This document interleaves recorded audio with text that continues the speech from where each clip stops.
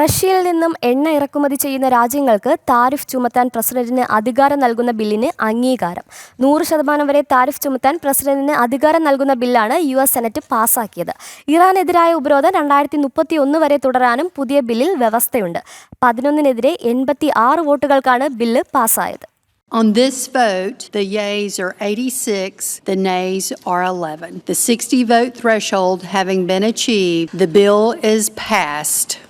വാർത്തയുടെ കൂടുതൽ വിവരങ്ങളുമായി ഐസൻ ജോസ് ചേരുകയാണ്. ഐസൻ, റഷ്യയിൽ നിന്നും എണ്ണ ഇറക്കുമതി ചെയ്യുന്ന രാജ്യങ്ങൾക്ക് താരിഫ് ചുമത്താൻ പ്രസിഡന്റിന് അധികാരം നൽകുന്ന ബില്ലിന് അംഗീകാരം നൽകിയിരിക്കുകയാണ്. 100% വരെ താരിഫ് ചുമത്താനാണ് ബില്ല് US സെനറ്റ് പാസ്സാക്കിയിരിക്കുന്നത്. എന്താണ് കൂടുതൽ വിവരങ്ങൾ?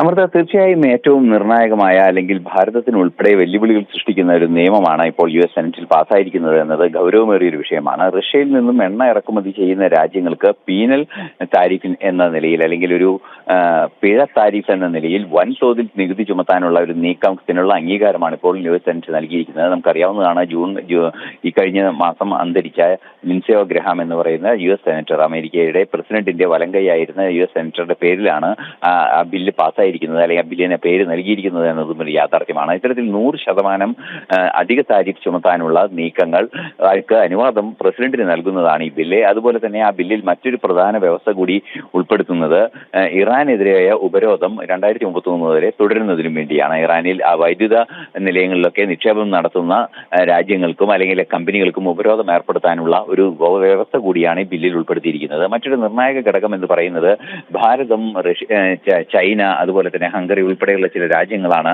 5 പ്രധാന രാജ്യങ്ങൾ റഷ്യയിൽ നിന്നും എണ്ണ ഇറക്കുമതി ചെയ്യുന്നത്. ഈ എണ്ണ ഇറക്കുമതി ചെയ്യുന്ന രാജ്യങ്ങൾക്കെതിരെ അധിക താരിഫ് ചുമത്താനുള്ള ഈ നീക്കം നടത്തുമ്പോൾ അത് ഭാരതത്തെ പ്രതികൂലമായി ബാധിക്കാനുള്ള ഒരു സാധ്യതയുണ്ട്. അത് മാത്രമല്ല, മറ്റൊരു നിർണായക ഘടകം എടുത്തു പറയേണ്ട മറ്റൊരു വസ്തുത എന്ന് പറയുന്നത് നമുക്ക് മനസ്സിലാക്കാൻ സാധിക്കുന്നത് യുക്രൈനെതിരായി യുദ്ധം ചെയ്യുന്നതിനുള്ള ധനം ലഭ്യമാക്കുന്നതിനാണ് ഇത്തരത്തിൽ റഷ്യ എണ്ണ വിൽപ്പന നടത്തുന്നത് എന്നൊരു ആരോപണം നടത്തിയാണ് ഇത്തരമൊരു നീക്കം നടത്തുന്നത്. സ്വാഭാവികമായും അത് വലിയ പ്രതിസന്ധികളിലേക്ക് എത്തിക്കാനുള്ള സാധ്യത ഭാരതത്തെ സംബന്ധിച്ചിടത്തോളം ഉണ്ട് എന്നൊരു യാഥാർത്ഥ്യമാണ്. എങ്കിലും ഭാരതം റഷ്യയിൽ നിന്നും എണ്ണ ഇറക്കുമതി ചെയ്യുന്നത് സംബന്ധിച്ച് ഭാരതത്തിന്റെ ഊർജ്ജാവശ്യങ്ങൾക്കാണ് പ്രാധാന്യം നൽകുക എന്ന് നേരത്തെ തന്നെ പലതവണ നിലപാടായി വ്യക്തമാക്കുകയും ചെയ്തിട്ടുണ്ട്. നിലവിലെ സാഹചര്യത്തിൽ ഇത്തരമൊരു വെല്ലുവിളി ഉയർത്തുന്നുണ്ട് എന്നത് ഒരു യാഥാർത്ഥ്യം തന്നെയാണ്. ഭാരതത്തെ സംബന്ധിച്ചിടത്തോളം 100% അധിക താരിഫ് റഷ്യയിൽ നിന്നും എണ്ണ ഇറക്കുമതി ചെയ്യുന്ന രാജ്യങ്ങൾക്ക് ചുമത്താനുള്ള അധികാരമാണ് ഈ ബില്ല് പ്രസിഡന്റിന് നൽകിയിരിക്കുന്നത്. അതുതന്നെയാണ് ആ ബില്ലിലെ പ്രധാനപ്പെട്ട വ്യവസ്ഥയും.